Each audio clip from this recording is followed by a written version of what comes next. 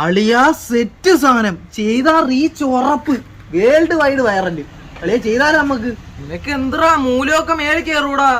മൂലമൊക്കെ ആർക്ക് വേണം? എനിക്ക് റീച്ച് ആളിയാ വലുത്. നീ വരുന്നോ?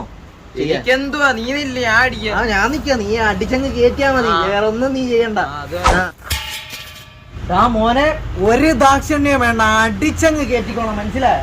മോനെ പിടിച്ചു നിന്നോ, ഇപ്പൊ കേറ് നിന്റെ മൂലത്തി ഗ്യാസ്. നീ അടിയടാ മോനെ, കേറട്ട് മൂലം മേടി. നല്ല പവർ അടി. പിടിച്ചോ.